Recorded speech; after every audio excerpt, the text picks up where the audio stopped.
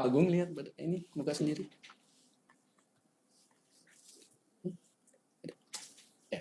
Assalamualaikum warahmatullahi wabarakatuh. Waalaikumsalam warahmatullahi wabarakatuh. Ya, selamat siang para sahabat data, teman-teman operator sekolah, teman-teman admin Dinas Pendidikan Kabupaten Kota, Provinsi maupun admin LPMP, dan para penggiat data. Halo sahabat data, begitu ya ucapan salam kita dan tagline kita yang sekarang, yaitu Satu Data Pendidikan Indonesia. Selamat datang kembali di channel YouTube Bahas Dapodik ya, di Direktorat Jenderal PAUD Dasmen Kemdikbud, disiarkan langsung dari studio lantai 5 Gedung E Senayan di Jakarta. Ya, sebelum kita mulai kami mohon maaf terlebih dahulu karena sekiranya jadwal yang kita agendakan adalah jam 10 pagi tadi, cuman karena faktor cuaca begitu ya, banjir di beberapa titik wilayah Jakarta, sehingga kita pending menjadi jam 1 siang hari ini. Dan mudah-mudahan informasi yang akan kami sampaikan di live streaming ini punya banyak manfaat buat teman-teman operator sekolah khususnya. Dan sebelum kita masuk, telah hadir di tengah-tengah kita para narasumber yang sangat kompeten. Ya, mungkin di sebelah kiri saya, ya teman-teman sudah tidak asing lagi. Beliau adalah Hasan Choiri Mahfud dari tim pengembang aplikasi Dapodik Dasmen. Kemudian di samping sebelah kiri yang di ujung sana, ya Mas Ismail Yusuf, namanya mirip-mirip sama saya. Ismail dari Pusdatin, yes. Ya Pusat Data dan Teknologi Informasi, gitu Mas ya. Dulunya PDSP, ya sekarang ya melebur menjadi Pusdatin bersama dengan Pustekom. Baik, pada kesempatan hari ini mungkin kita bahasanya seperti yang sudah disampaikan sebelumnya, yaitu membahas terkait dengan aplikasi Dapodik Dasmen yang versi terbaru, yaitu versi 2020B di periode semester 2 tahun ajaran 2019-2020 semester 2. Dan mungkin kita jelaskan dulu, nanti akan disampaikan Mas Hasan terkait dengan changelognya atau log perubahan-perubahan apa saja yang terjadi di versi yang baru. Nanti 10 menit yang kedua akan disampaikan oleh Mas Ismail terkait dengan prosedur atau teknis lainnya terkait dengan PDUN, verbal PD, dan terkait masalah NIK begitu Pak ya. Ya. Nanti itu sesi yang kedua. Setelah itu juga hadir di belakang kami ini banyak kru-kru gitu ya, ada mainan lighting, ada make up gitu ya.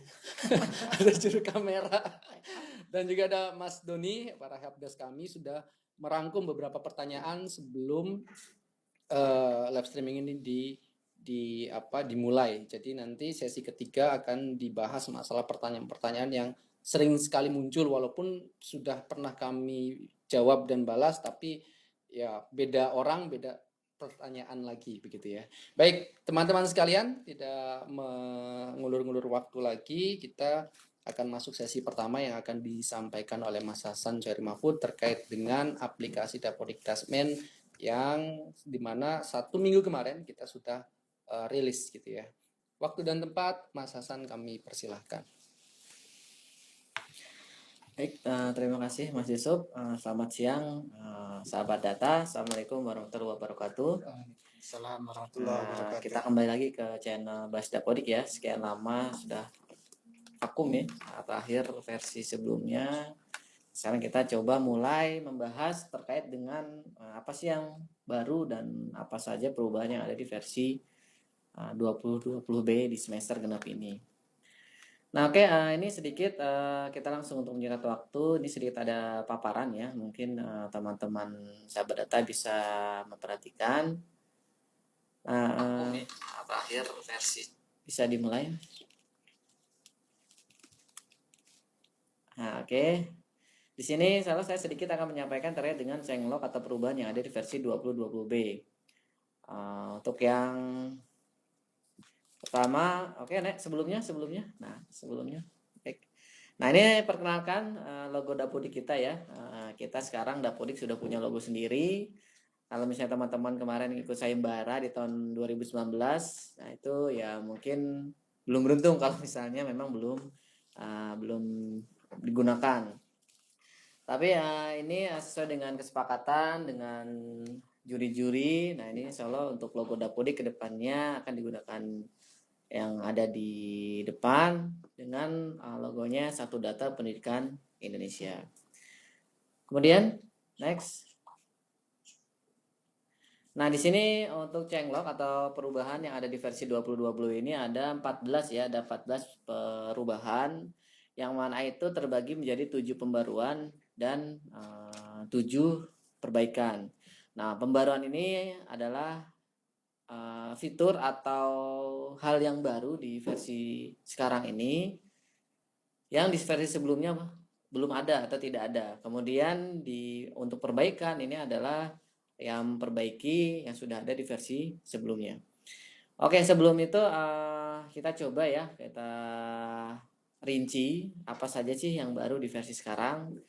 Nah, untuk yang pertama pembaruannya adalah penambahan data pelengkap pada formulir sekolah terkait pemungutan iuran kepada orang tua siswa.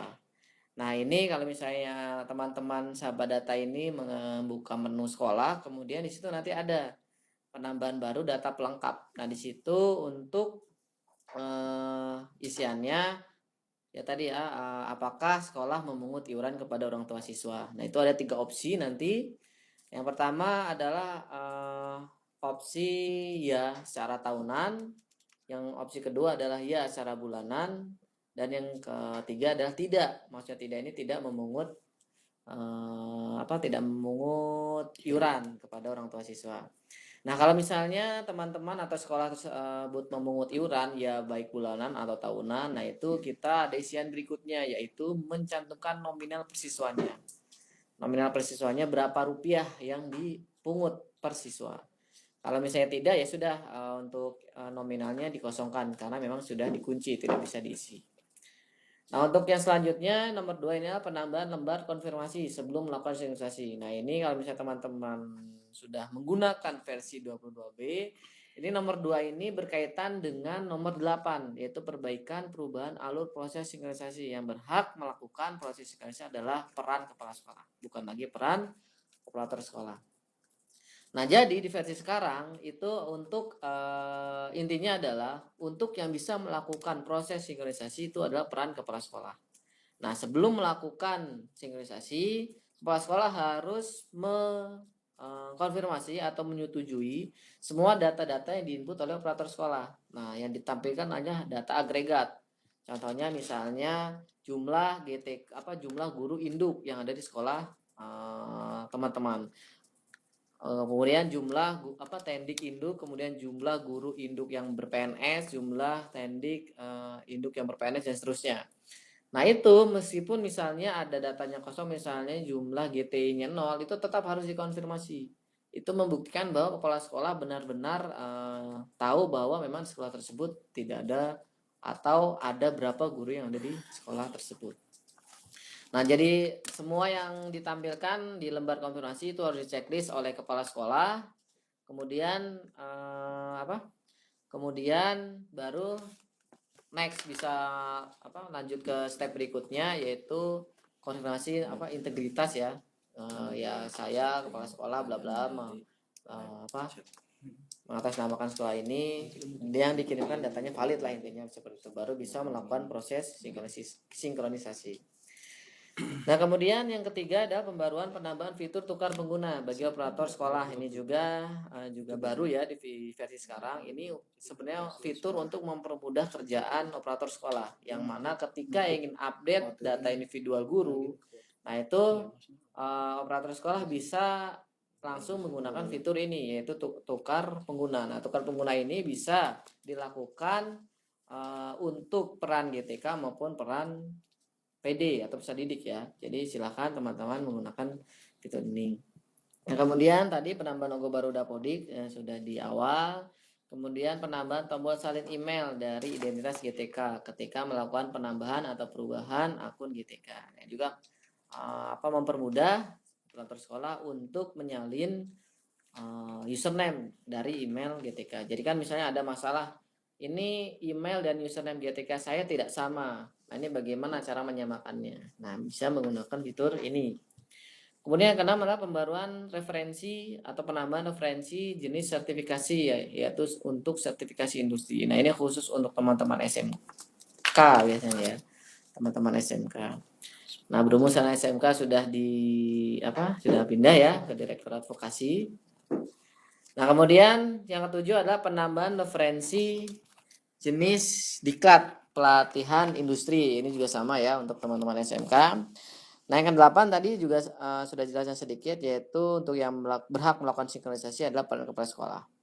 Kemudian yang 9 adalah perubahan alur bisnis proses penginputan buku. Nah, ini juga untuk penginputan buku ini UX-nya atau user experience-nya kita rubah.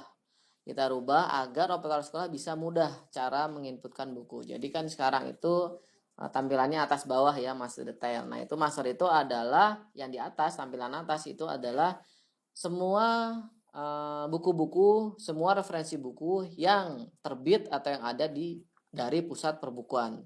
Pusat perbukuan itu untuk sementara kita baru menambahkan buku teks pelajaran dan buku non teks pelajaran. Selain itu belum ada.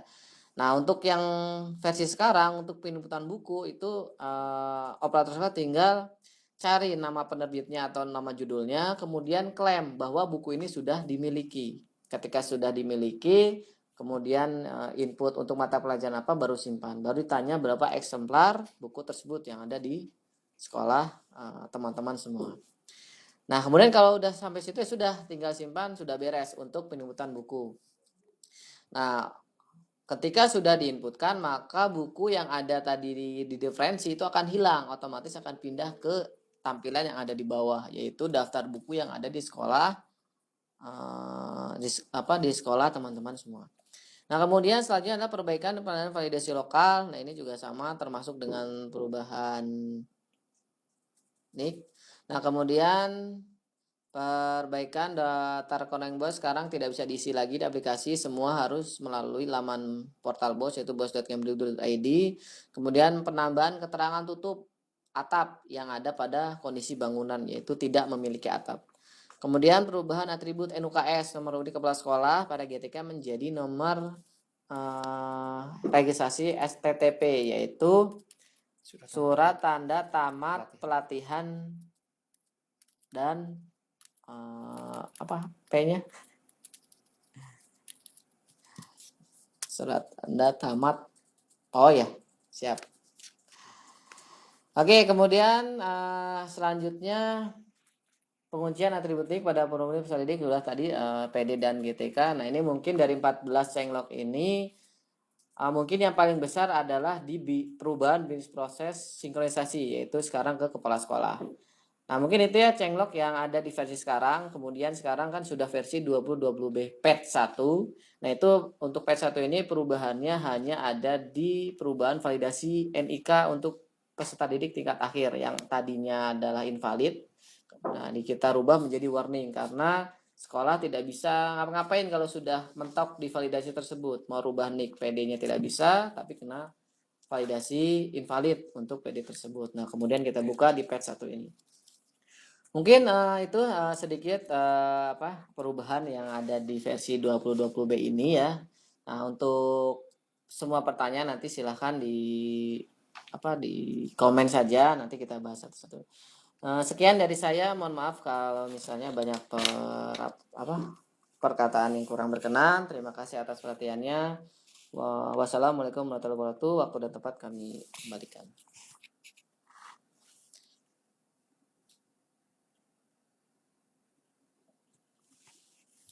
Ya, baik, terima kasih Mas Hasan.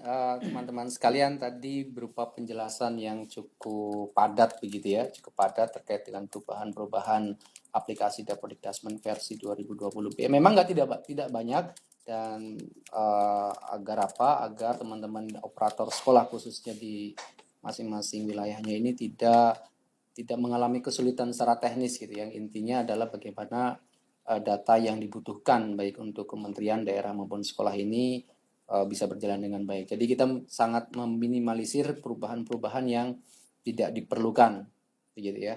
Kemudian kita masuk sesi kedua. Oh ya, sambil jalan nanti teman-teman kami grup yang ada tim kami yang di belakang layar itu sedang merekap pertanyaan-pertanyaan sepanjang live streaming ini dilakukan. Jadi silakan tanyakan, sampaikan pertanyaan-pertanyaan terbaik yang memang terjadi di lapangan. Nanti akan direkap oleh teman-teman kami ya untuk kita siapkan jawaban pas sesi ketiga. Baik, silakan nanti dari mana? Waduh, Timika Papua hadir, kemudian dari Pacitan hadir, Lamongan, Cianjur.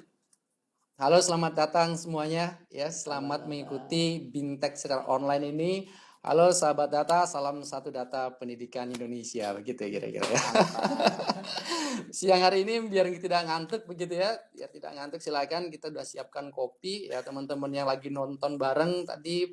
Provinsi mana tadi? Lampung katanya confirm kita lagi mengadakan Bintek sekaligus nobar gitu ya, nonton bareng. Ya pada prinsipnya adalah bagaimana kami bisa memberikan troubleshooting sehingga teman-teman sekolah yang operator sekolah yang menginputkan data bisa dengan mudah untuk mengoperasikannya.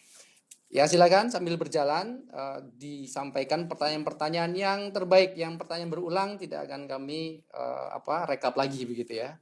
Baik, kita masuk sesi kedua yang akan disampaikan oleh Mas Ismail Yusuf dari Pusat Data dan Teknologi Informasi atau Pusdatin terkait dengan PDUN, kemudian Verval PD, NIK dan seterusnya.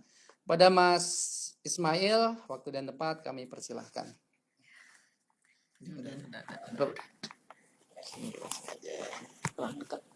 Bismillahirrahmanirrahim. Assalamualaikum warahmatullahi wabarakatuh. Waalaikumsalam. Ya, selamat siang ya. Halo sahabat data, Satu Data Pendidikan Indonesia. Ya, perkenalkan nama saya Ismail Yusuf. Saya di Pusdatin, jadi mungkin kalau rekan-rekan biasa mengakses ke Verval, terus aplikasi-aplikasi Verval PD, PTK, Verval ST, itu adalah output-output yang dikeluarkan oleh PDSPK waktu itu, sekarang menjadi Pusdatin, dan juga ada output-output berkaitan dengan statistik dan pendayagunaan data. Cuma di sesi ini mungkin saya tentunya akan membahas mengenai proses Verval, apa kaitannya nanti dari Verval yang sekarang ini, perubahannya seperti apa, itu nanti akan sedikit, paling tidak nanti akan saya jelaskan alasannya kenapa. Oke, langsung saja. Pertama, sekarang mungkin kalau rekan-rekan semua mengakses ke Verval PD sudah melihat perubahan ya, ada perubahan-perubahan yang ditampilkan di sana. Terutama kami di PDSPK waktu itu, sekarang Pusdatin, itu mulai mengintegrasikan seluruh data peserta didik, baik yang ada di EMIS, Kemenak, Pendis ya, dari Bimas juga, Bimas Kristen, Katolik, Hindu, itu semua sudah kita integrasikan. Artinya seluruh data peserta didik ini terkumpul dalam satu tempat, yaitu di Pusdatin Kemdikbud.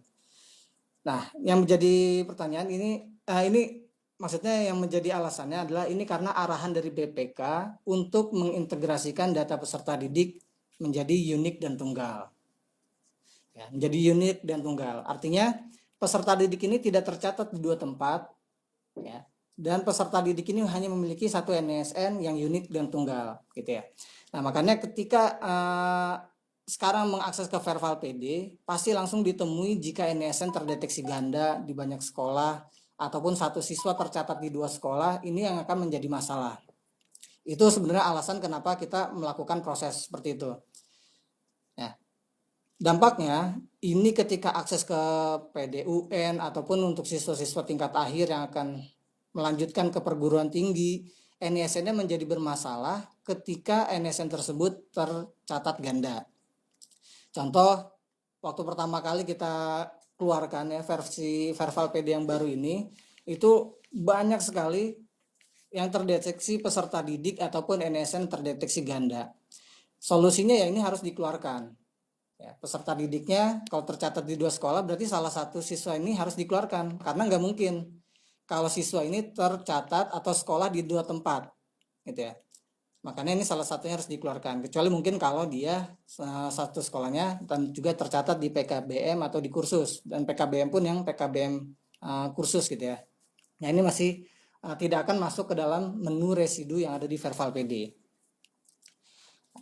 Karena tadi saya ulangi lagi untuk prosesnya ya ini solusinya memang harus dikeluarkan dari sekolahnya, salah satu sekolahnya. Itu untuk proses Verval PD. Dan berikutnya ini saya sedikit jelaskan juga mengenai integrasi dengan Kemenak atau Pendis. Ini mungkin ada teman-teman juga dari operator madrasah. Ya, ini kita dari per tahun ini sebetulnya ini sudah versi integrasi yang kedua atau ketiga. Saya kurang gitu lupa lah versi keberapa. Tapi intinya sekarang ini udah langsung integrasi online. Jadi data-data yang diinputkan dari EMIS akan langsung masuk ke PDSPK. Artinya langsung ini adalah melalui by system dari server ke server. Cuma permasalahannya memang ada proses rekap terlebih dahulu yang dilakukan oleh pengelola EMIS pusat. Ya, ketika data itu sudah siap untuk dikirimkan, ini dari baru datanya akan masuk ke PDSPK atau ke Pusdatin, maaf, ke Pusdatin sekarang ya. Masuk ke Pusdatin dan nanti akan disajikan di Verval PD untuk proses penerbitan NISN ataupun proses perubahan-perubahan identitas master. Oke, berikutnya saya akan sedikit jelaskan mengenai proses penerbitan NISN ataupun proses Verval. Jadi ini menjadi titik kunci dari Verval PD karena outputnya adalah nanti data unik dan tunggal yang dinyatakan dengan NISN yang unik. NISN tidak tercatat atau tidak terekam dimiliki oleh 2 orang siswa. Intinya adalah kita akan mencocokkan data hasil inputan Dapodik ataupun EMIS ke dalam arsip. Kami di pusat data memiliki arsip peserta didik. Segitu banyaknya arsip peserta didik, setiap kali data masuk dari Dapodik, dari EMIS, itu akan selalu kami bandingkan. Baik dari nama, tempat, tanggal lahir, jenis kelamin, dan sekarang mulai masuk ke NIK, itu akan kita bandingkan ke arsip. Jika data itu cocok, ketemu, sama persis, maka NISN ini nanti akan dianggap valid. Nah, yang jadi permasalahan saat ini adalah kalau penulisannya itu tidak sama persis dengan yang diarsip. Contoh kalau misalnya tarik data ini aman, karena data hasil inputan dari tingkat sebelumnya atau dari sekolah sebelumnya pasti akan ditarik seluruhnya. Cuma kalau misalnya melakukan entry ulang, di mana ini sangat memungkinkan penulisannya tidak sama persis dengan apa yang ada di arsip. Contoh paling mudah kalau kita tampilkan adalah, kita contohkan gitu, yang penulisan namanya Muhammad. Ini kombinasinya banyak. Ada yang nulisnya Muhammad double M, ada yang nulisnya Muhammad M-nya 1, ada yang nulisnya Moh, ada yang nulisnya M. Banyak, ini kasusnya. Nah, sedangkan apa yang diinputkan oleh teman-teman operator di Dapodik maupun di EMIS itu akan kita bandingkan lagi ke arsip. Sebetulnya ada nggak data ini? Kalau misalnya ini nggak ada, ataupun sebetulnya ada tapi beda penulisan, nah ini akan sistem paling tidak ini mendeteksi ini tidak sama terlebih dahulu. Ya, tidak sama terlebih dahulu. Nah, makanya nanti sangat mungkin kalau proses penerbitan NISN ini ketika datanya itu tidak sama persis, ini nanti bisa NISN ini bisa terbit baru. Maka nanti harus ada proses verval ulang gitu ya, atau melakukan klaim NISN bahwa siswa ini sebetulnya sudah memiliki NISN di tingkat sebelumnya. Nah, karena ini memang agak sulit ketika kita mendeteksi penulisan nama karena rentan ya, sangat berpotensi penulisan itu typo gitu. Karena kita sekarang langsung integrasikan data yang ada di Dapodik dengan Dukcapil, terutama NIK. Karena NIK sekarang sudah mendatori, hasil inputan NIK itu nanti akan kita kirim ke Dukcapil. Betul nggak NIK ini tercatat di Dukcapil? Lalu kalau misalnya tercatat akan kita bandingkan namanya, tempat, tanggal lahir, jenis kelamin, ibu kandung, atau atribut-atribut yang ada di Verval PD atau di atribut master itu akan kita bandingkan. Kalau sama ketemu di Dukcapil artinya NIK yang diinputkan ini valid. Nah, untuk itu sebetulnya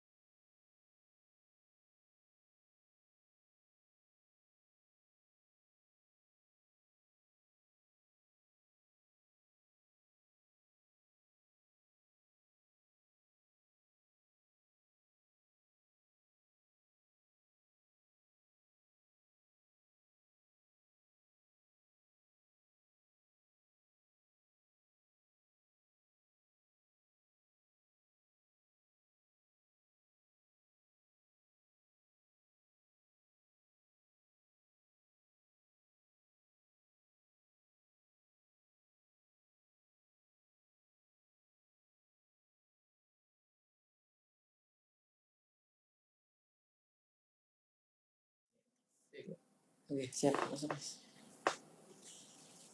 Lanjut ya, mohon maaf tadi ada kendala teknis, jadi memang ada koneksi yang terputus gitu.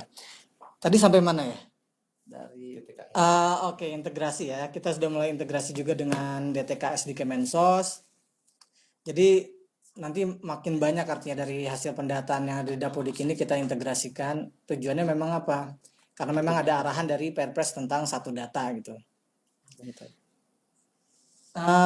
Sebetulnya masih banyak yang akan kita bisa bahas, terutama nanti untuk ada juga bahas tentang akreditasi. Mungkin ini sekaligus saya sampaikan, terutama untuk peserta didik yang ingin melanjutkan ke perguruan tinggi tapi sudah lulus gitu. Nah, kami sudah menyediakan juga fitur untuk verva lulusan. Jadi peserta didik ini bisa melakukan proses verifikasi dan validasi datanya secara mandiri. Jadi tidak harus melalui dinas ataupun operator sekolah. Peserta didik bisa mengecek datanya di nsn.data.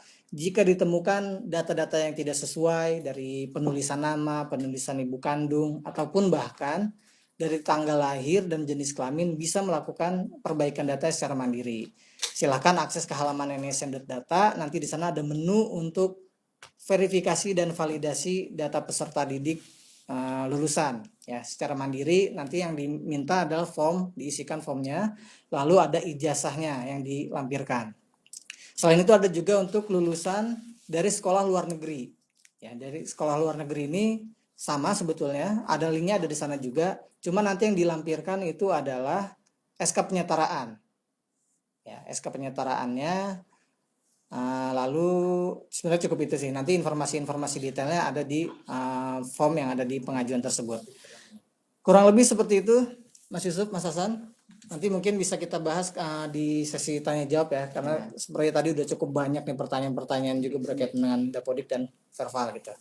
Terima kasih, kurang lebihnya saya mohon maaf. Assalamualaikum warahmatullahi wabarakatuh. Waalaikumsalam warahmatullahi Wabarakatuh. wabarakatuh. Ya, terima kasih Mas Ismail dari Pusdatin. Tadi penjelasan yang cukup jelas terkait dengan verbal PD, NIK dan seterusnya yang menjadi banyak pertanyaan di daerah. Nah, barangkali teman-teman sekalian ya dimanapun berada, kita akan lanjutkan masuk ke ketiga, yaitu biar lebih interaktif begitu ya. Kita menggali masalah-masalah apa saja yang ada di lapangan, sekaligus kita memberikan solusi dan pemecahannya. Kita masuk ke sesi ketiga, yaitu tanya jawab. Teman saya samping kanan saya ini namanya Mas Doni dari tim Helpdesk Dapodik Dasmen akan tadi sudah merangkum pertanyaan-pertanyaan yang ada di kolom komentar, dan barangkali nanti berikan penjelasannya sekaligus bisa dipraktekkan, barangkali begitu ya. Kalau misalkan nanti waktunya tidak cukup, kita akan sambung di sesi selanjutnya gitu ya. Baik, untuk yang sesi ketiga, Mas Doni, waktu dan tempat kami persilahkan. Ya, terima kasih atas sambutannya Mas Yusuf. Halo sahabat data. Perkenalkan, mungkin ada beberapa orang yang sudah mengenal, ada juga yang belum mengenal para CS yang di belakang layar ini. Mungkin perkenalkan dulu, nama saya Doni Mardiansa. Ada 6 lagi tim CS kita yang ada juga di belakang. Oke, mungkin nanti ada giliran sendiri-sendiri untuk memperkenalkan diri mereka masing-masing. Nah, dari awal mulai kita tadi bincang-bincang dan paparan segalanya, kita sudah merangkum beberapa pertanyaan terkait tentang aplikasi Dapodik. Oke, mungkin kita langsung saja kepada pertanyaan pertama. Di sini ada pertanyaan dari beberapa operator ataupun dari guru. Tolong dibukakan kolom NIK. Nah, sebetulnya ini kolom NIK sudah dibukakan itu menggunakan aplikasi Dapodik Patch 2020B Patch 1. Nah, jadi kalau ada Bapak Ibu yang belum pernah buka sama sekali website Dapo, nah di saat dia mengharuskan menghapus data turunan 2018. Nah, ini ada 2 kasus. Ya. Nah, karena kalau misalkan pada ruangan tersebut itu ada yang namanya hapus pembukuan. Nah, hapus pembukuan ini disebabkan karena adanya data histori dari semester-semester sebelumnya. Ya. Jadi hapus pembukuan ini memang diharuskan ada karena ini adalah data historinya, ya. Kemudian untuk caranya itu adalah untuk yang memang sudah atau salah penginputan ruangan, sebetulnya itu bisa langsung dihapus saat itu juga di aplikasi Dapodik. Ya. Nah, tapi ini untuk cara yang kedua. Nah, cara yang kedua mungkin Bapak Ibu yang memang ada di depan laptop atau saat ini sedang buka aplikasi Dapodik, ya. Ini bisa Bapak Ibu praktekkan. Ya. Mungkin ini hanya tips saja atau trikinya saja ya seputar tentang masalah penghapusan ruangan tersebut. Yang pertama itu adalah Bapak Ibu bisa membuat bangunan sementara. Ya. Jadi contohnya di sekolah Bapak Ibu itu sudah ada bangunan yang sudah terinput sekarang. Nah, kemudian yang satunya lagi Bapak Ibu buat data bangunan yang baru. Ya, itu ada di menu Sarpras, itu di bangunan. Nah, di kolom atau di menu bangunan Bapak Ibu tinggal buat bangunan baru. Oke, setelah bangunan tersebut sudah dibuat, ya, silakan beri nama bebas, silakan, ya. Namanya sesuaikan dengan keinginannya Bapak Ibu masing-masing, ya. Nah, setelah bangunan itu sudah dibuat, kemudian yang kedua itu adalah pindahkan ruangan ke dalam bangunan yang baru dibuat. Contohnya gimana? Nah, pindahkan bangunan itu ada yang pertama itu adalah pertama pilih ruangan, kemudian pilih ruangan yang akan dihapus. Oke, pilih ruangan yang akan dihapus, kemudian pilih ubah. Nah, di situ ada letak bangunan. Jadi di situ adalah ruangan A di bangunan apa? Ruangan B di bangunan apa? Nah, silakan pada jenis bangunan tersebut dipindahkan ke bangunan yang baru saja kita. Nah, setelah kita buat bangunan tersebut, setelah kita pindahkan ruangan ke bangunan yang sudah dibuat, nah, sampai situ ada step yang terakhir yaitu adalah Bapak Ibu balik lagi ke menu bangunan. Nah, ke menu bangunan itu baru Bapak Ibu bisa hapus buku. Ya. Nah, cara ini itu adalah cara yang paling fleksibel, yang paling efektif. Ya, kenapa? Karena pada saat kita menghapus, ini tidak harus menghapus data turunannya satu persatu. Anggota rombonnya dihapus, kemudian bukunya dihapus, kemudian alat dan sebagainya itu dihapus, tidak usah. Jadi menggunakan cara seperti ini itu adalah secara otomatis akan menghapus data secara gelondongan. Jadi satu ruangan beserta aset-aset yang ada di dalamnya itu otomatis terhapus. Itu, ya. Nah, selengkapnya sebetulnya kita sudah ada sebetulnya jawaban ini sudah ada di FAQ. Ya, sudah ada di FAQ. Jadi kita sudah sertakan di FAQ, silakan kalau misalkan ada Bapak Ibu yang terlewat, ya, yang baru hadir atau baru bergabung tapi terlewat tentang masalah ini, silakan nanti dibuka di FAQ-nya, di situ dibaca ulang, kemudian sambil dipraktekkan untuk masalah penghapusan ruangan tersebut. Kemudian tidak bisa menarik siswa dari sekolah sendiri. Oke. Nah, di sini ada beberapa masalah di semester yang lalu itu adalah oh mas, saya ini ada salah masukkan siswa ke dalam rombel si A. Nah, di aplikasi Dapodik semester lalu itu tidak bisa Bapak Ibu memindahkan secara sembarang. Jadi wajib hukumnya itu dilaporkan ke dinas dan minta oleh dinas untuk dipindahkan ke rombel yang sebetulnya.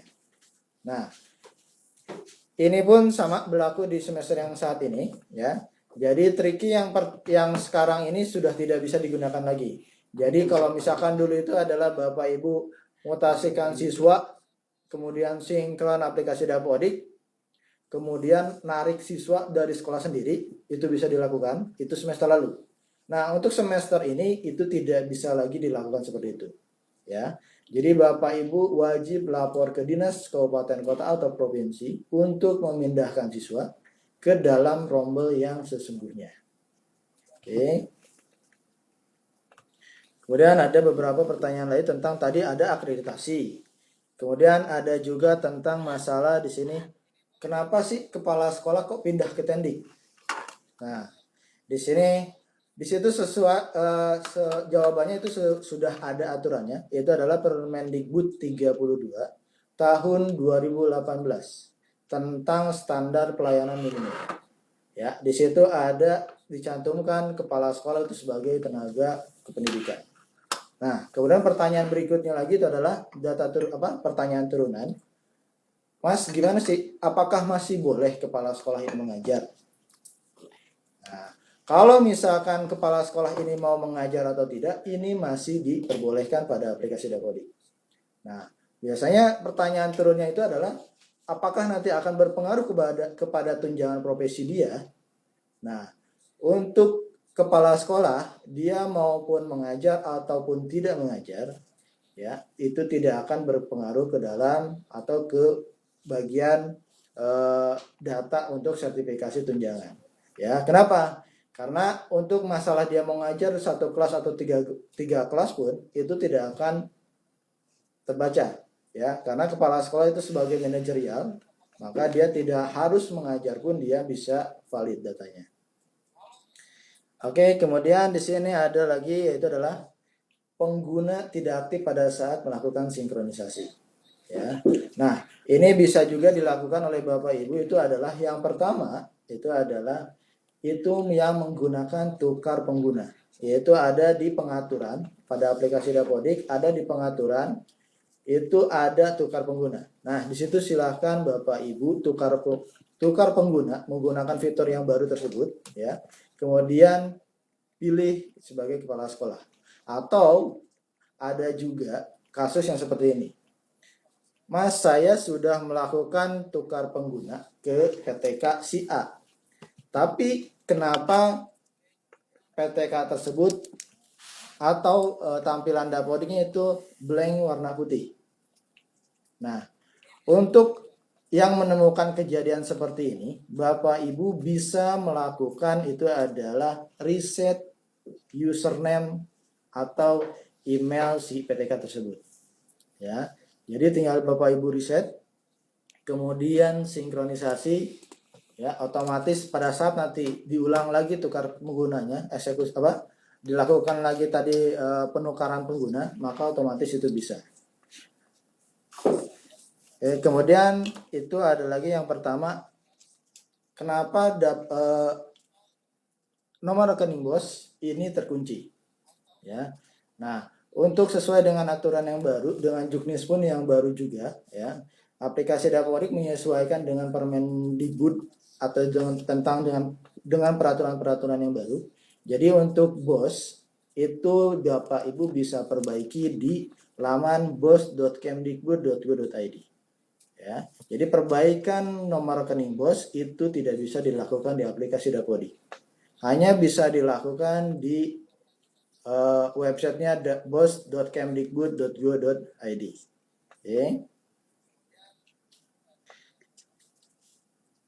Oke, mungkin baru hanya itu saja Bapak Ibu yang baru masuk di pertanyaan, ya. Karena ada beberapa yang dirangkum, mungkin ada beberapa yang memang pertanyaan terkait ke dalam Perpa PD atau terkait ke dalam PDSPK atau Pusdatin untuk saat ini. Ya, mungkin dari saya terima kasih. Untuk selanjutnya bisa dilanjutkan oleh Mas. Oke, baik, terima kasih Mas Doni siapa?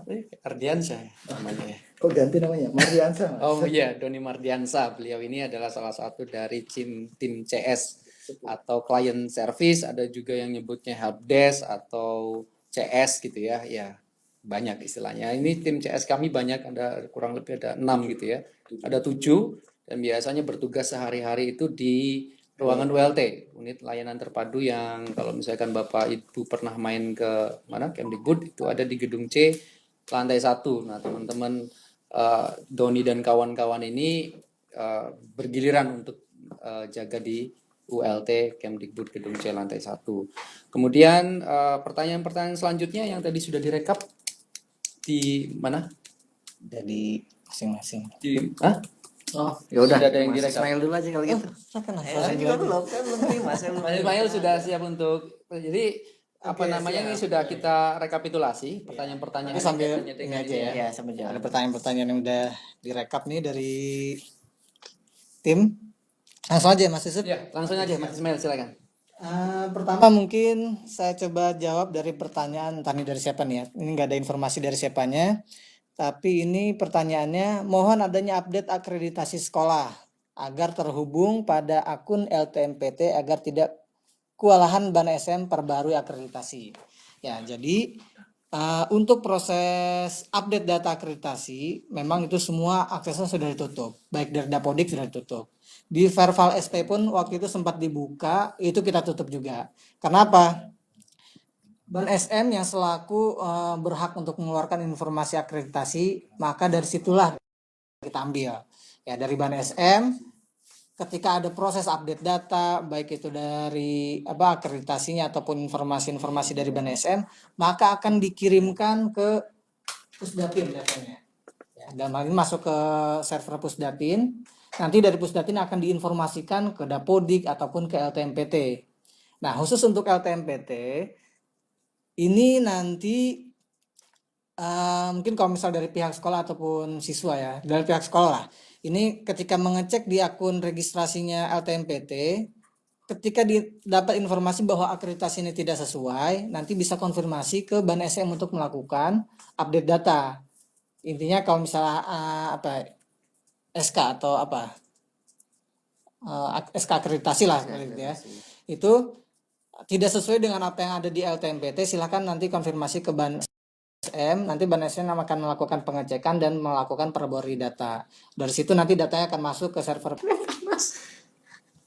Udah mulai. Oke.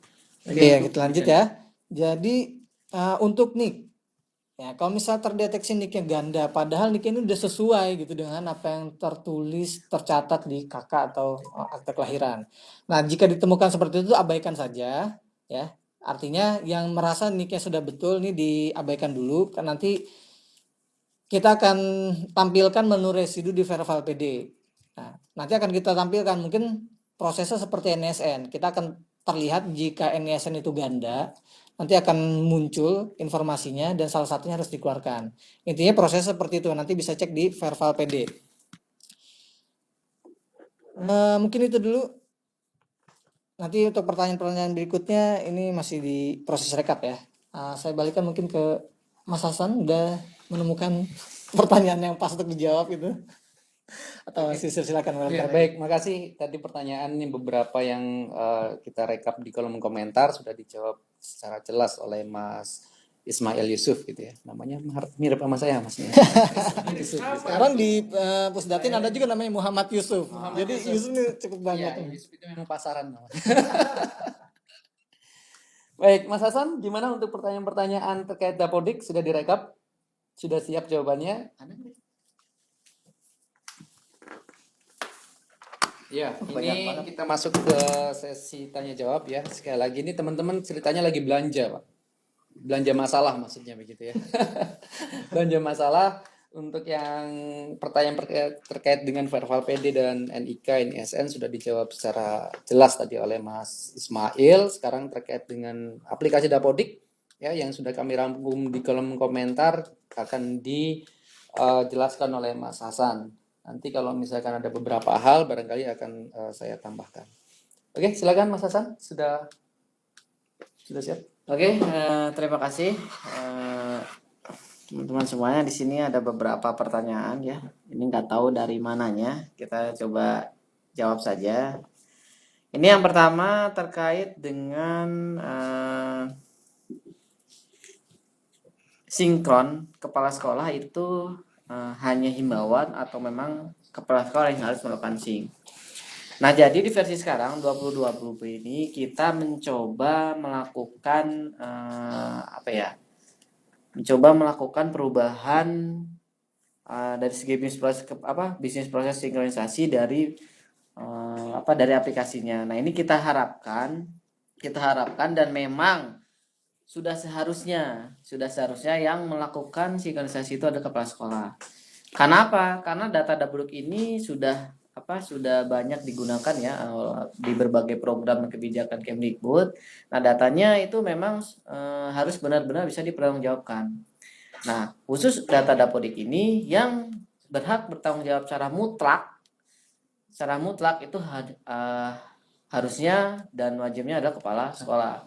Oleh karena itu, dari segi aplikasi juga kita akomodir, kita juga mencoba merubah kebiasaan tersebut. Jadi yang tadinya operator sekolah itu mencoba harus kepala sekolah yang melakukan sinkronisasi. Karena apa? Karena jika di kemudian hari ternyata butuh pertanggungjawaban terkait data, maka yang maju adalah kepala sekolahnya.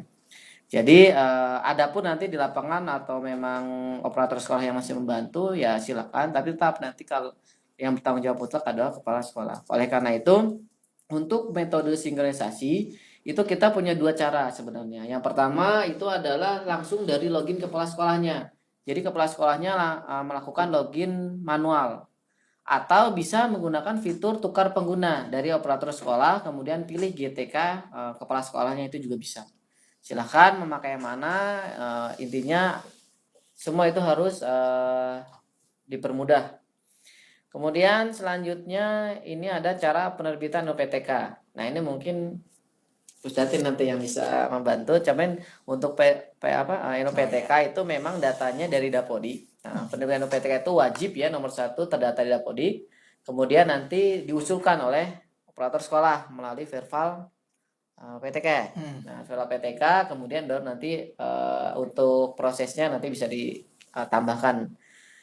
Kemudian ini cara menghapus tanpa menghapus turunannya. Ini menghapus apa ya? Mungkin menghapus ruangan kali ya. Oke, di Dapodik ini sebenarnya memang kita mencoba mencegah. Jadi segala data itu ketika akan dihapus itu kita cek dulu data ini sudah digunakan di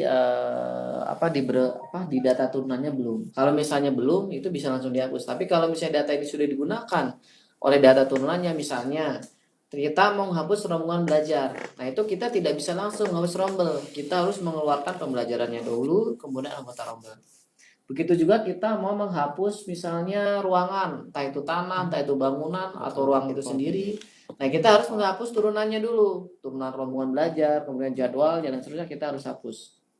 Yang dimaksudkan agar ketika kita hapus benar-benar data yang memang bisa dihapus, tidak data yang masih dipakai tapi dihapus. Nah, ini yang akan menimbulkan data anomali.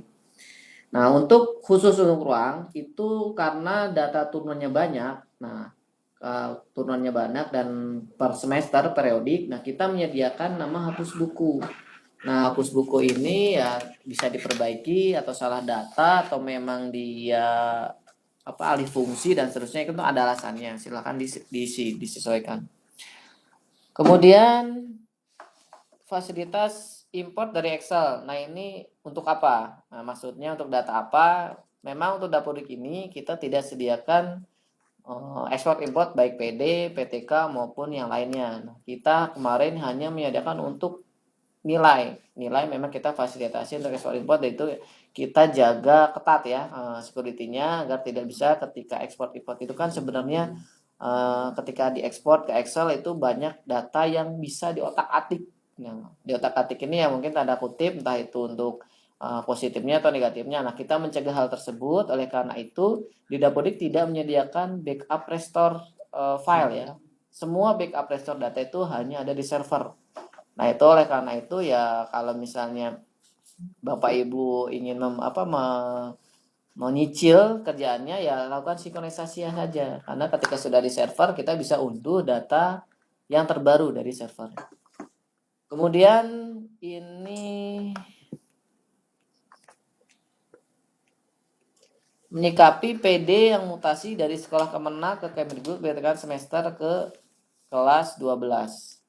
Nah, ini kalau dari segi aplikasi Dapodik ini tidak masalah, tinggal ditambahkan di manajemen dinas karena kan untuk input siswa kan tidak bisa ya. Tarik PD hanya bisa tarik PD sekolah. Nah, kalau ini karena ini sekolah siswanya dari Kemenak, maka tidak bisa ditarik karena datanya nggak ada. Ini satu-satunya caranya bisa diinputkan melalui dinas pendidikan atau di-approve oleh dinas pendidikan. baru nanti bisa masuk ke sekolah tersebut. Itu dari segi aplikasi Dapodik. Nah, nanti kalau misalnya ini ada kaitannya dengan history untuk di Verval PD, nah mungkin bisa diteruskan oleh nanti Mas Ismail. Kemudian ini push data sertifikasi berapa lama? Nah, ini kalau ditanya soal ini sebenarnya kita kembalikan lagi ke GTK. Sebenarnya kalau dari kita, dari Dapodik, itu datanya real time. Jadi replikasinya itu real time ke Dirjen GTK. Nah, itu silakan Dirjen GTK mau mengambil datanya per kapan. Nah, jadi kita belum bisa memastikan dan tidak bisa memastikan secara periodik pengambilan data untuk kepentingan GTK. Kemudian PTK yang ganda induk bagaimana? Nah, ini untuk PTK yang ganda induk ini hanya bisa diselesaikan oleh Dinas Pendidikan baik kabupaten kota maupun provinsi, karena di aplikasi Dapodik lokal itu sudah kita kunci untuk penugasan, mutasi atau ya tambah baru guru semua wewenang Dinas Pendidikan. Nah, kalau misalnya ada PTK yang berinduk lebih dari satu di sekolah, maka silakan lapor ke dinas agar dinas melakukan perubahan terkait dengan PTK induk di sekolahnya tersebut. Kemudian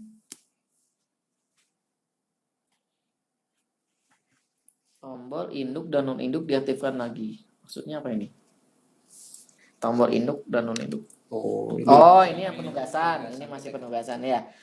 Ini ya tadi ya, berkaitan yang tadi yang sudah saya jelaskan, untuk induk non induk itu semua wewenang dinas. Memang tidak bisa dilakukan di lokal lagi karena memang sudah kebijakannya seperti itu. Jadi GTK maunya semua urusan guru itu semua diserahkan ke dinas masing-masing. Kemudian cara sinkron nilai dari rapor ke Dapodik. Nah, ini kalau rapor yang resmi ya, rapor yang resmi yang diterbitkan oleh direktorat masing-masing, baik rapor SD, SMP, SMA, SMK. Nah, itu semua rapor resmi itu sudah bisa mengirim data rapornya, yaitu nilai akhir persiswanya langsung ke Dapodik tanpa harus menginput ulang di aplikasi Dapodiknya. Nah, ini semua kita sudah fasilitasi. Nah, jadi cara sinkronnya ya tinggal klik tombol sinkron di aplikasi rapornya. Nanti otomatis dia akan mengirim ke aplikasi Dapodiknya. Kemudian jika sekolah tidak memiliki ruang guru, ruang kelas disulap menjadi ruang guru. Nah, berarti ini kan alih fungsi ya. Yang mana sebelumnya itu adalah ruang kelas, nah menjadi ruang guru. Berarti ini bisa dirubah ya. Sebenarnya di aplikasi sudah disediakan. Jadi jenis prasarannya itu yang tadinya ruang kelas itu silakan dirubah menjadi ruang guru, itu sudah bisa. Mungkin itu ya yang bisa saya sampaikan terkait soal ini, soal SSO. SSO apa ini? Kalau SSO Dapodik kita juga sebenarnya sudah dipakai ya, ada Sipla, kemudian BOS, kemudian yang lain sudah banyak. Nah, ini kalau misalnya pertanyaan terkait dengan mungkin tidak bisa login, ini dipastikan dulu di Dapodiknya. Username tersebut bisa login nggak di Dapodiknya. Kalau misalnya bisa login, otomatis di aplikasi transaksional turunannya yang menggunakan SSO ya pasti bisa. Jadi harus dipastikan dulu. Ada lagi? Saya masih. Nah, mungkin tadi ya, ini ada sedikit penambahan terkait tadi cara penerbitan UPTK ya Mas ya. Cara penerbitan UPTK, kemudian menyikapi PD yang mutasi dari sekolah Kemenak ke kita, tapi di semester akhir. Itu kan nanti kendala di PDUN misalnya kan. Nah, itu bagaimana menyikapinya? Silakan Mas. Oke, siap. Pertama, betul ini masih ada juga nih pertanyaan-pertanyaan yang masuk ya. Tapi ini dulu deh. Tadi penerbitan NUPTK ya. Penerbitan NUPTK. Nah, sebetulnya untuk penerbitan NUPTK nanti detailnya bisa dilihat di Persesjen nomor 1 tahun 2018. Intinya aja ya. Jadi intinya pertama tercatat di Dapodik gurunya. Kedua, informasi ada SK tugasnya. ya, ada SK tugasnya. Kalau dia mengajar, guru tersebut mengajar di sekolah negeri, maka harus ada SK penugasan dari kepala dinas. Penugasan di sekolah mana. Kalau dia mengajar di sekolah swasta, guru tersebut mengajar di sekolah swasta, maka harus ada SK penugasan dari kepala yayasan atau ketua yayasan. Paling tidak 2 tahun secara terus menerus, ya, 2 tahun secara terus menerus. Nah, sebenarnya nanti bisa detailnya ada di sana lah, tapi poinnya adalah di situ. Ya, ada SK penugasannya. Nanti prosesnya dari sekolah mengajukan ke dari guru ke sekolah, sekolah ke dinas, dinas LPMP, nanti masuk ke ke Pusdatin untuk proses penerbitannya. Terus yang mutasi tadi ya. Iya. Mutasi. Jadi di siswa akhir misalnya di kelas 6 atau kelas 9, nah dia ada mutasi itu dari Kemenak ke Kemdikbud biasanya. Nah itu kan biasanya di PDWN kan historinya kan nggak ada tuh. Ya. Nah itu kendala nggak itu ke depan? Sebetulnya kita akan mengambilnya berdasarkan data yang ada itu. Maksudnya ketika data itu masuk ke Dapodik, maka itu yang nanti akan disajikan di PDUN. Ketika datanya adanya di EMIS, maka itu pun nanti akan disajikan. Intinya sih secara proses mutasi ketika datanya itu tercatat baik di EMIS ataupun di Dapodik dan sudah disuplai, artinya dikirimkan ke Pusdatin, maka akan disajikan ke PDUN. Cuma ini mungkin nih ada banyak pertanyaan juga berkaitan dengan berapa lama sih dari Dapodik ke Verval dan juga ke PDUN. Nah ini sebenarnya cukup banyak pertanyaan ini ya. Ini jika ditanya berapa lamanya, tentunya saya nggak bisa jawab pasti. Tapi secara alur data, proses pengiriman data itu memang dilakukan secara terus menerus dari Dapodik ke Pusdatin. Itu secara proses memang kita sebutnya per hari, tapi di dalam prosesnya itu ada rangkaian kiriman data yang terus dilakukan. Begitupun dari EMIS. Dari EMIS pun sama. Jadi kalau misalnya ditemukan ini datanya kok belum masuk. Nah, ini memang harus ada cross check dulu. Nggak masuknya di mana? Apakah dari data peserta didiknya ataupun proses update dari Dapodik baik nama ayah kandung, terusnya nomor SKUN segala macam itu yang nggak update. Itu memang perlu ada cross check lagi. Tapi secara aliran data itu adalah proses yang sudah dilakukan by system gitu. Ini berikutnya ini perlu saya sampaikan, ini tidak ada di pertanyaan, tapi ini mungkin sangat penting ya dalam hal penginputan data. Jadi kalau misalnya teman-teman operator sekolah ini ketika mengakses ke Verval PD melakukan edit identitas, itu nanti ada batasan penilaian ya. Jadi informasi dari data yang saat ini ingin dilakukan perubahan ke data yang berikutnya, itu nanti akan dibandingkan dulu datanya. Ada namanya kita sebutnya indeks kemiripan. Nah, indeks kemiripan ini kita akan mencocokkan nih dari kondisi data yang sekarang di Dapodik, lalu perubahan yang akan dilakukan. Kalau nilainya di bawah 70% secara keseluruhan ya, dari nama, tempat, tanggal lahir, jenis kelamin dan ibu kandung, kalau di bawah 70% ini tidak akan bisa dilakukan proses perubahan data. Nah, kenapa ini kita lakukan? Tujuannya apa? Tujuannya biar ketika proses input data di awal nih, data itu sudah betul dulu gitu. Paling tidak mendekati. Karena banyak kita temukan, bukan banyak, artinya ada ya, baik itu dari EMIS ataupun dari Dapodik. Sama dari EMIS ini cukup banyak data yang kami terima itu ibu kandungnya tidak terisi ataupun penulisan ibu kandungnya ini tidak sesuai gitulah dengan dokumennya. Nah, sehingga ketika nanti akan melakukan proses perubahan data ini akan menjadi masalah. Nah, sarannya ketika proses melakukan input data, lakukan pengisian sesuai gitu ya dengan dokumen yang ada. Diupayakan harus sesuai dengan dokumen yang ada. Baik nama, tempat, tanggal lahir, jenis kelamin, ibu kandung gitu ya. Nanti sehingga memudahkan ketika ada perubahan data ataupun ketika ada typo, kesalahan penulisan gitu, nanti bisa dilakukan perbaikan di proses Verval PD. Terus apa lagi nih? Sementara itu dulu mungkin ya.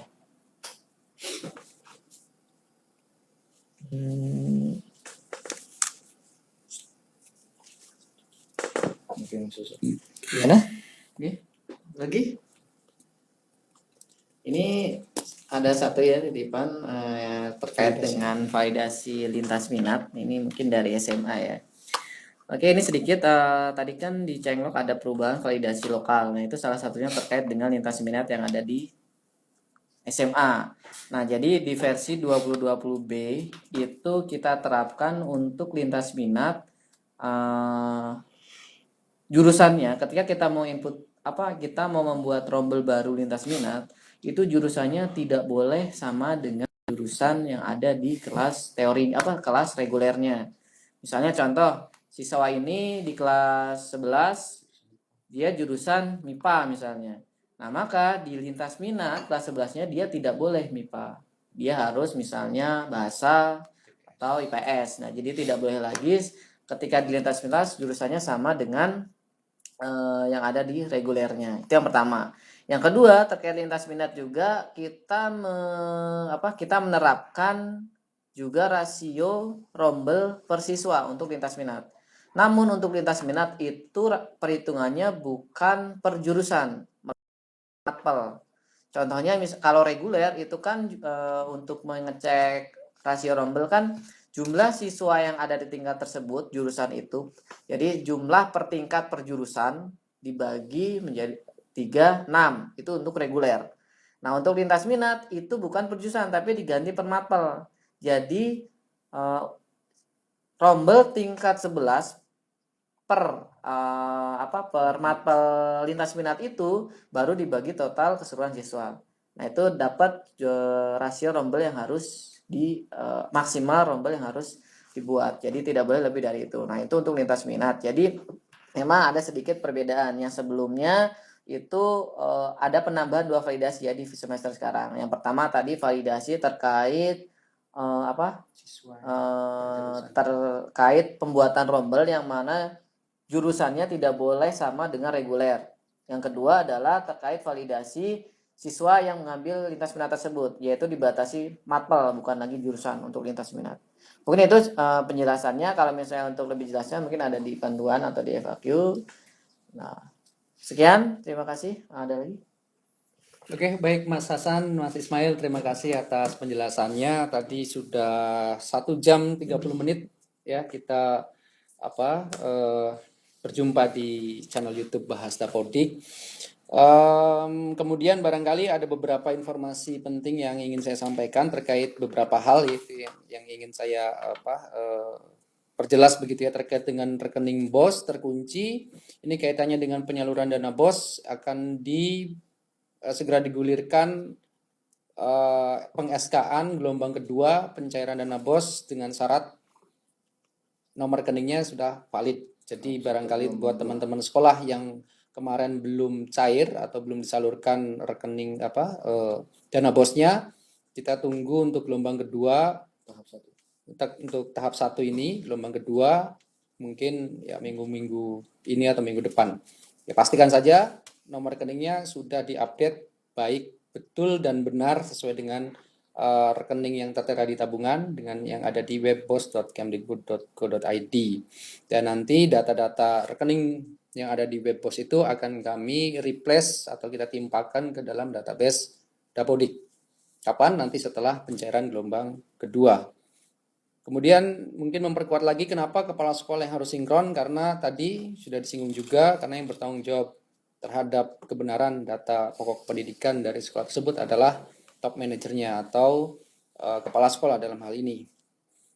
Kemudian apa akibatnya kalau sekolah tidak input iuran? Ya ini sekali lagi ya bukan cuma kantin kejujuran tapi ini juga aplikasi kejujuran gitu ya. Dan tidak ada yang perlu disembunyikan. Kalau misalkan kelas 1, kelas 2, kelas 3 misalnya iurannya beda-beda, apakah mau diapakan? Dibuat rata aja, rata-rata. Jadi iurannya tidak perlu detail, tiap tingkat itu berbeda dan seterusnya dibuat rata-rata saja. Kalau misalkan Bapak Ibu lihat di progress check Dapodik gitu ya, Dapodik yang sampai per hari ini tanggal 25 Januari, kalau kita lihat top 10 sinkronisasi per provinsi, provinsi yang paling pertama menduduki peringkat pertama adalah provinsi DIY ya. Daerah Istimewa Yogyakarta. Kita kasih applause dulu buat Provinsi Jogja. Terima kasih. Ya, ini baru klasemen sementara, kurang lebih 1 minggu Dapodik rilis gitu ya. Saya yakin ini provinsi lain akan segera menyusul. Kemudian dari tingkat kabupaten kota, ya, yang pertama itu adalah kota Gorontalo, sudah 78% per tanggal 25 Januari ini. Ya, saya yakin kedepannya barangkali Kabupaten Sleman, yang kedua Sumbawa Barat, Aceh Barat. Ya, coba perhatikan ini yang di luar Jawa ini, yang paling banyak ya, yang justru yang paling mendahului ini di luar Jawa. Ada ya Tebo, Tanah Bumbu dan seterusnya. Ya, untuk yang top down 10 terbawah provinsi dan kabupaten kota silakan lihat di web Dapo. Ya, barangkali itu untuk sekedar memotivasi. Ada pertanyaan menarik nih Bapak Ibu sekalian terkait dengan perubahan nomenklatur organisasi Kemdikbud yang baru, Ditjen Dikdasmen. Ya, sekarang berubah menjadi Direktorat Jenderal PAUD Dikdasmen, ya, pendidikan usia dini, pendidikan dasar dan pendidikan menengah. Pertanyaannya menarik adalah apakah kedepannya aplikasi atau sistem Dapodiknya antara PAUD dengan Dikdasmen ini akan menjadi satu sesuai dengan nomenklaturnya? Jawabannya adalah kita sedang exercise, sedang kita mencoba menjajaki begitu ya kemungkinan-kemungkinan yang bisa kita lakukan. Ya, apakah penggabungan aplikasinya, penggabungan database-nya, karena secara organisasi ya pengelolanya sudah jadi satu. Ya, hasilnya bagaimana? Nanti kita tunggu di tahun ajaran baru bulan Juli 2020 nanti. Pertanyaan terakhir, ya, ini guru honor yang baru dimasukkan, apakah boleh dapat dana dibayarkan dari dana BOS? Silakan pelajari Juknis BOS di Permendikbud nomor 8 kalau tidak salah. Nomor berapa? Nomor 8 ya? Ya, tolong dikoreksi kalau salah. Nomor 8 tahun 2020, di situ sangat jelas syaratnya ber-NPTK sudah diinputkan minimal Desember 2019 dan Tidak berprofesi pendidik. tidak atau belum memiliki sertifikat pendidik. Ya, untuk lebih jelasnya silakan dipelajari. Saya rasa tidak perlu tanyakan ya karena sudah ada di dalam Juknis BOS. Keseluruhannya Tadi ketinggalan Mas. Apa itu? Jadi tadi kan terkait dengan validasi lintas minat ya. Nah, ini tadi ada yang mengingatkan. Tadi kan untuk lintas minat kan memang tidak boleh sama dengan jurusan tidak boleh sama dengan reguler. Iya, betul. Nah, itu ada pengecualian yaitu untuk jurusan bahasa. Jurusan Ya, bahasa. Jadi jurusan Ada apa bahasa. dengan bahasa? Jadi jurusan bahasa itu bisa. Jadi misalnya dia peminatannya di regulernya bahasa. Inggris. Bahasa Inggris misalnya, nah di lintas minatnya bahasa Jerman atau bahasa itu boleh. Jadi dia salah satu Ya, kecuali- jurusan bahasa bisa ngambil bahasa lainnya ya.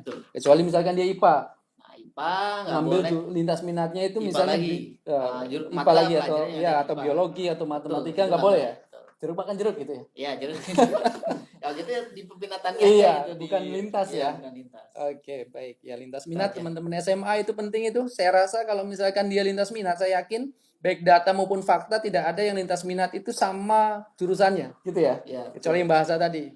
Kalau misalkan lintas minat ya tidak dengan mata pelajaran yang sama nggak perlu lintas ya. Harusnya ya peminatan gitu kelas yang reguler. Baik, Bapak Ibu sekalian, sebelum kita tutup saya mau nanya nih untuk yang pemirsa ya, pemirsa di studio. Ini saya kayak apa namanya si ILC itu siapa namanya? Karnilias ya. Pemirsa. Baik.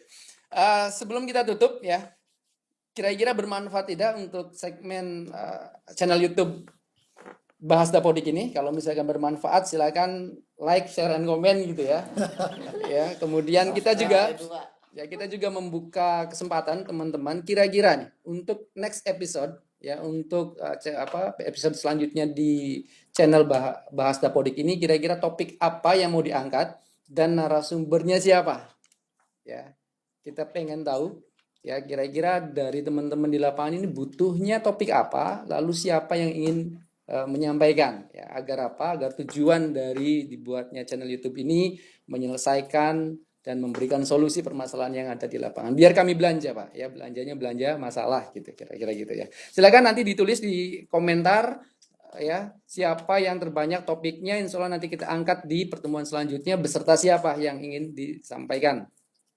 Baik, Mas Ismail, terima kasih. Mas Hasan, Sauri Mahfud, terima kasih Mas Doni dan seluruh kru di belakang layar ini ada 200 sampai 300 orang gitu ya. Kami ucapkan terima kasih. Ya, mati. Enggak, lanjut. Ya.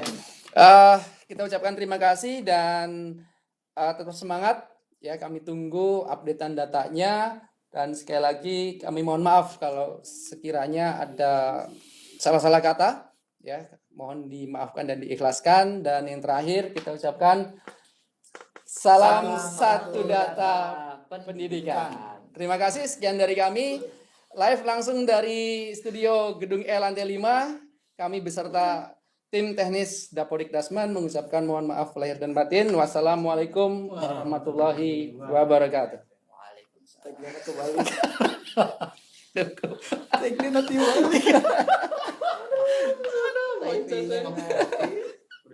Udah kan? Udah stop ini?